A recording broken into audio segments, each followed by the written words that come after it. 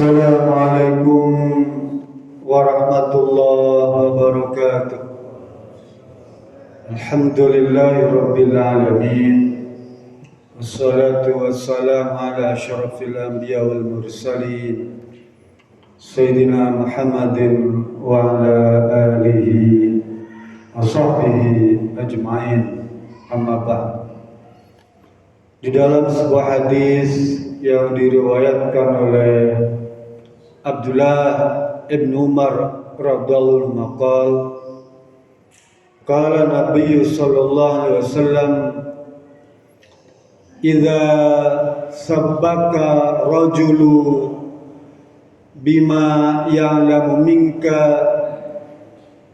wala tasubbahu bima ta'lamu minhu fayakuna ajru dzalika laka wa wabaluhu alaihi kama qala.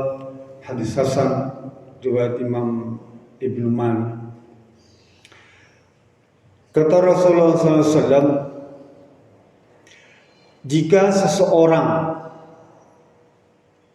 datang memaki dirimu atau mencela dirimu, mengata-ngatain dirimu dengan keburukan yang telah dia ketahui tentang kita tuh, tentang kejelekan kita tuh, dia tahu, lalu dia ngata-ngatain, maki-maki, mencela kita tuh.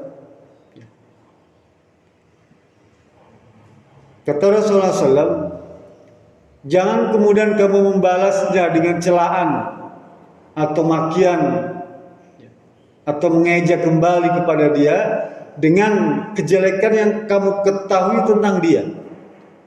Dia tahu kejelekan kita, kita juga tahu tentang kejelekan dia. Dia tahu aib kita, ya, kita juga tahu aib dia. Kemudian dia mencaci kita tuh, kita balik mencaci lagi. Itu Rasul bilang jangan. Karena kalau kamu tidak balik mencaci, maka kamu akan mendapatkan pahala dan ganjaran yang besar. Sementara dia yang mencaci kamu itu, dia akan mendapatkan malapetaka.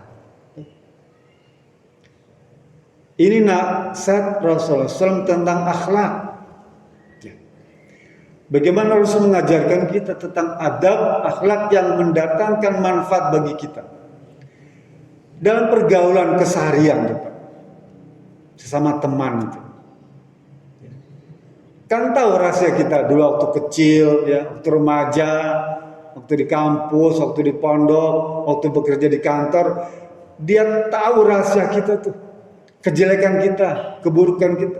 Kita pun sama tahu, dia juga punya kekurangan, keterbatasan, punya aib tuh.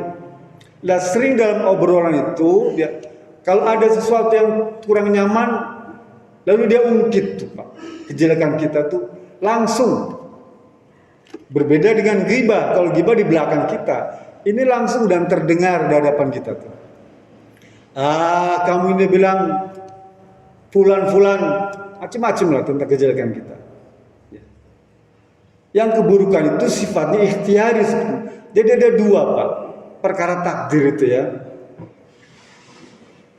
Saya kasih contoh, ada takdir itu yang qadari, yang tetap melekat.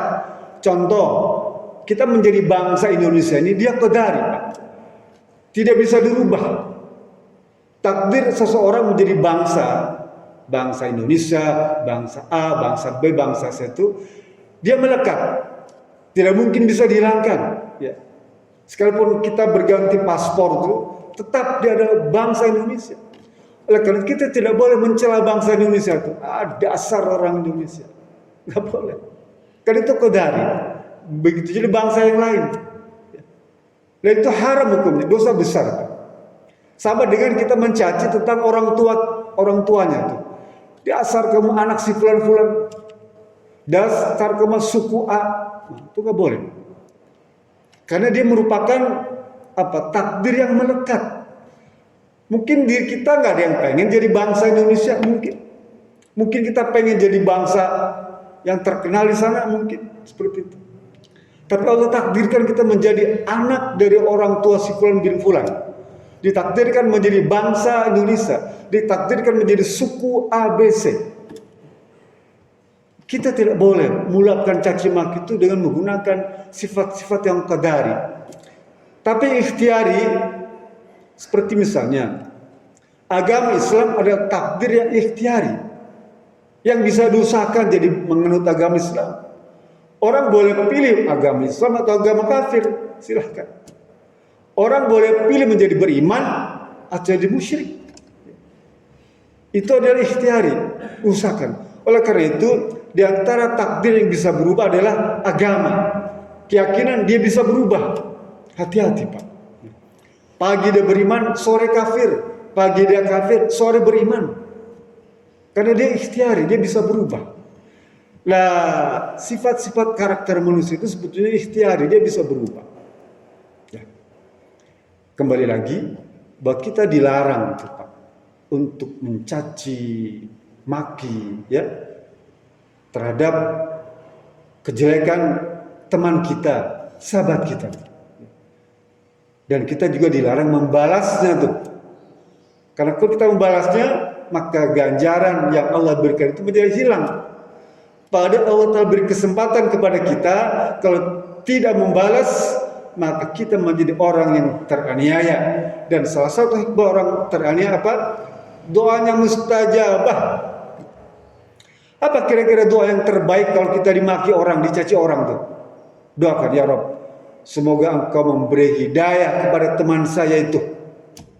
Ya. Sekalipun juga dibolehkan tuh, Pak, kita mendoakan untuk mencelakakannya, boleh sebetulnya, ya. Bahkan salah satu yang mustajabah adalah kalau kita balik mendoakan yang celaka kepada orang itu, misalnya semoga Allah memampuskan kamu, boleh, tapi dia tidak junah, ya. Yang baik itu apa? Mendoakan supaya dia dapat hidayah, dapat petunjuk, dapat kembali kepada jalan benar itu, Pak. Kan Allah memberitakan kita sebagai ciri orang yang bertakwa, apa kata Allah Subhanahu wa taala di dalam surat Ali Imran tuh, yang sering dibaca tuh. Wal kaziminal ghaidha wal afina 'anil nas. Menahan diri, ya, dari kembali memaki itu dan memaafkan. Kita tahu perbuatan makian celaan itu adalah dosa.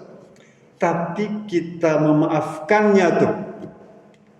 Apa kira-kira kalau Allah yang akan Allah berikan kalau kita memaafkan orang yang mencaci kita? Tadi surat Al-Imran, ya, disebutkan sebagai ciri orang yang bertakwa. Juga sebagai ciri orang yang muhsin. Yang muhsin, yang ihsan. Ciri orang ihsan adalah senantiasa memaafkan orang yang mencela kita. Akhlak penduduk surga itu rata-rata wa'fu, ya, orang yang memaafkan atas orang yang mendoliminya tuh. Ya. Wa tu'fi man dhalamaka. Dan satu lagi yang istimewa apa? Orang yang senantiasa memaafkan terhadap orang yang memaki kita, dia mencalon sayyidun fid dunya wa sayyidun fil akhirah. Dia adalah ciri seorang pemimpin baik di dunia dan pemimpin di akhirat. Jadi salah satu ciri pemimpin itu adalah orang yang senantiasa selalu memaafkan. Bahkan kata Rasulullah dalam hadis Abu Daud, ya, mahabbatullah, dia menjadi kecintaan Allah Subhanahu wa taala. Bukankah kita pengen dicintai oleh Allah? Sekarang kita mencintai Allah, tapi kita tidak tahu apakah Allah cinta kepada kita.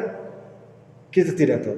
Tapi hadis tadi bercerita kalau kita bisa memaafkan orang yang mencaci kita dan tidak membalas orang mengejek kita, menghina kita, maka kita pasti akan dicintai oleh Allah Subhanahu wa taala. Bayangkan, Pak.